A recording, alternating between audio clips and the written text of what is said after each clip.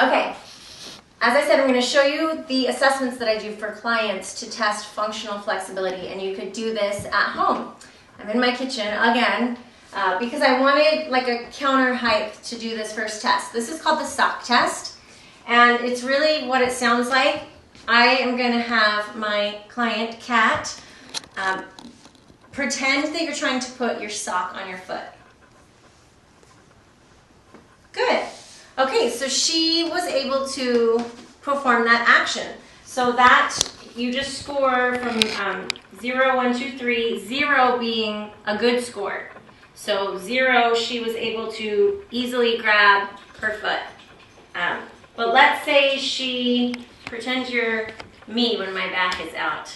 Now try to put your sock on. Okay, yeah, it's pitiful. That's what it looked like. I have to cry for help. Somebody put my socks on. So that would be, like she could barely reach past the ankle, so that would be like a 2. Basically, if you can't do the first way that she did it, you have issues with functional flexibility. So that's the sock test. Easy one to do. The next one is, go ahead and hop on off the counter.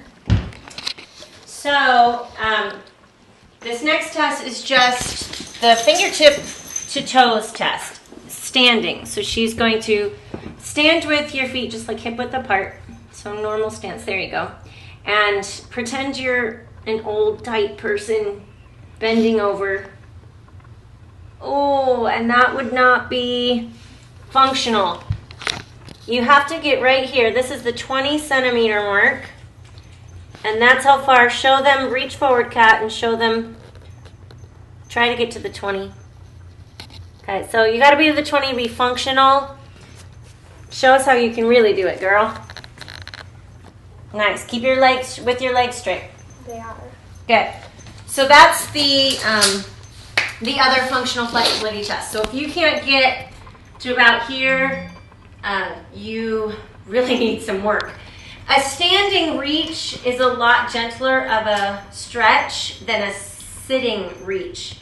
So I know a lot of personal trainers, that's one of the initial assessments, is a sit and reach test, which is very difficult and can be injurious to people with low back issues and, you know, torn hamstrings. So the sit and reach can be kind of a bad assessment. So the stand and reach is good for functional flexibility, to see if you got that functional, and that's really all that you need to be able to do in life is that. So try those 2 tests, see if you are functionally flexible. If you are, yay, hooray!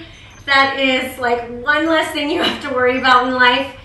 If you aren't, then be aware of what is holding you back. If it's tension in the low back, if it's tension in the hamstrings, pay attention to that.